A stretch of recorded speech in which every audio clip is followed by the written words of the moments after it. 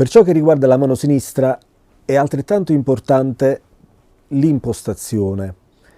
Perché?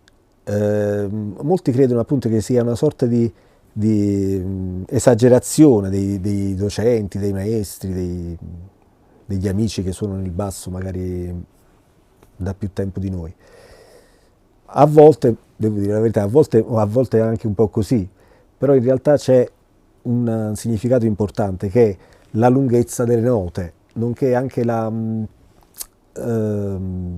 diteggiatura ovviamente, il modo in cui ci spostiamo sulla tastiera. Ma io appunto inizierei con la base, giusto un ripasso, perché è molto importante cercare di mantenere, innanzitutto trovare una posizione comoda della mano sinistra. Non cerchiamo di mettere il pollice qui, avanti, indietro, o magari, ecco, cerchiamo ovviamente le quattro dita devono stare equidistanti il più possibile tra loro, per cui ecco, per avere maggiore precisione, anche in relazione a un possibile passaggio a uno strumento fretless, per cui è importante cercare di mantenere una mano abbastanza diritta, così in questo modo. Il pollice è importante che sia a distanza, diciamo, sul lato opposto rispetto alle dita, non sotto le dita, che sotto le dita, soprattutto chi ha la mano lunga, con le dita lunghe, rischia poi di andare in tensione, cioè di non riuscire a spingere abbastanza col pollice, mentre invece il pollice è un grandissimo aiuto per quel che riguarda la forza. Per questo ecco io sto facendo questo appendice all'impostazione. Per cui ecco, mano a mano che io vado avanti sulle quattro corde, arrivando verso la quarta, il polso si inarca un pochino e il pollice tende ad andare chiaramente quasi dal lato opposto.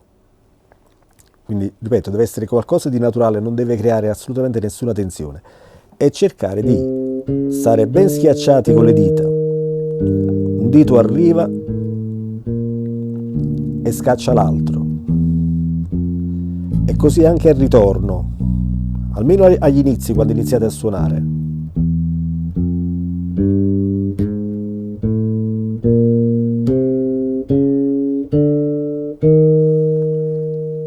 Quindi una volta acquisita questa forza, diciamo, anche questa posizione corretta della mano sinistra, andremo a cercare di renderla insomma un po' più agile, quindi di sciogliere i movimenti delle dita. Per cui andiamo a inventarci esercizi. Molte volte io leggo di tanti libri con tante pagine, ma in realtà servirebbe davvero poco, nel senso che basta stabilire quattro numeri per le nostre quattro dita, per un ordine di quattro numeri che può essere per esempio 1, 3, 2, 4 per esempio, no?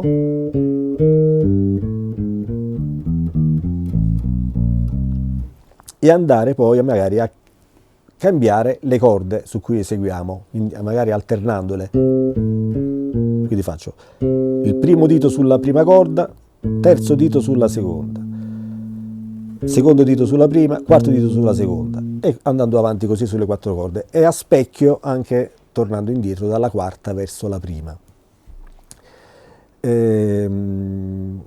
Per cui da questo possiamo veramente con molta tranquillità crearne tanti, già soltanto con il 1, 3, 2, 4, per esempio.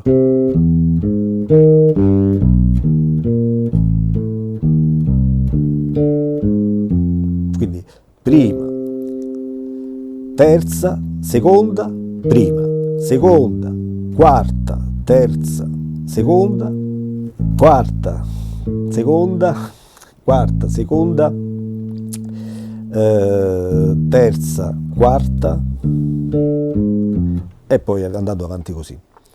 Ripeto, questo è quello che io ritengo lo studio, almeno iniziale, l'embrione dello studio creativo. Creiamo noi esercizi, è inutile andare a cercare libri, io sto facendo questo libro, quest'altro libro, eccetera. Adesso, chiaramente, mano a mano che io mi sposto sulle corde, eseguendo un esercizio appunto di scioglimento come questo, vale a dire senza scale, ovviamente vado non posso spostare sempre tutte e quattro le dita sulla corda, così come abbiamo fatto all'inizio. Ecco, questa è un'evoluzione. All'inizio si studia in modo che le quattro dita si aiutino a vicenda. Per cui ecco, ognuno metta, è importante che debba mettere il proprio contributo alla nota che stiamo per eseguire. Mentre mano a mano che si acquisisce la forza, le dita devono essere forti indipendentemente dalle altre. Questo è un aspetto davvero molto importante che non, ripeto, non preclude il precedente, ma si aggiunge al precedente. Per cui ecco, già il precedente esercizio già prevede un'indipendenza delle dita, vale a dire io ho questo, arrivo qui quasi soltanto con questo dito qua, col terzo, che è un dito anche abbastanza debole che è importante cercare di rinforzare. E quindi anche in questo caso il mignolo è quasi da solo a fare il lavoro. Quindi cercare di acquisire la forza e l'indipendenza delle dita attraverso proprio la difficoltà di questi salti di corda, eseguendo un semplice esercizio per 4 dita, insomma. Adesso provo a fare forse il più difficile di tutti, che è questo. Vuol dire prima, terza, seconda, quarta.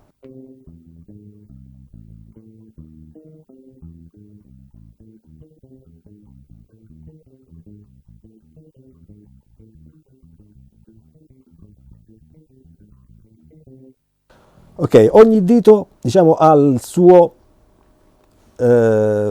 posto dove stare, non è più aiutato dalle altre dita.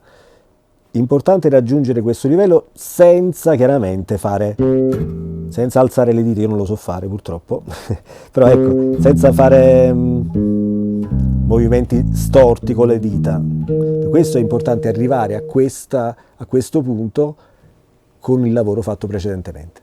Studiamo creativamente anche su questo aspetto. In effetti già lo stiamo facendo, appunto, semplicemente sovrapponendo due numeri, vale a dire i numeri delle dita e i numeri delle corde su cui eseguiamo l'esercizio. Io personalmente aggiunsi, siccome appunto volevo rinforzare il terzo dito, che è appunto il dito un po' più debole, mi inventai questo esercizio tantissimi anni fa, in cui devo cercare di essere bravo, oltre che con le dita, anche con il braccio.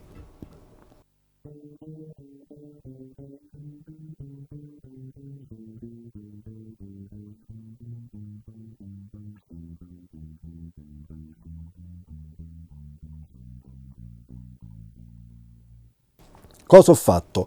Ho semplicemente preso una figurazione, chiaramente parto dal terzo, così arrivo diritto all'obiettivo del rinforzare il terzo dito e vado a terzo, quarto, secondo, terzo, primo, secondo. Dopodiché faccio un salto e arrivo all'altro re, quindi le stesse note, lo stesso suono, e cercare di ottenere quindi lo stesso suono, ma con questo salto in cui appunto il braccio è anche impegnato, le dita devono arrivare, la mano deve arrivare ordinata, altrimenti non vado avanti a fare questo esercizio.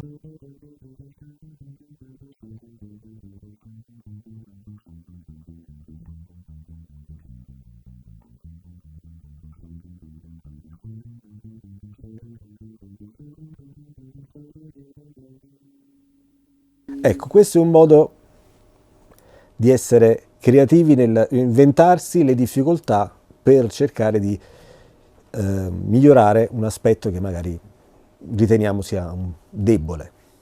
Nel prossimo capitolo invece cominceremo finalmente a vedere le scale, gli arpeggi, insomma i modi delle scale, insomma ciò che comincia a riguardare la melodia e l'armonia.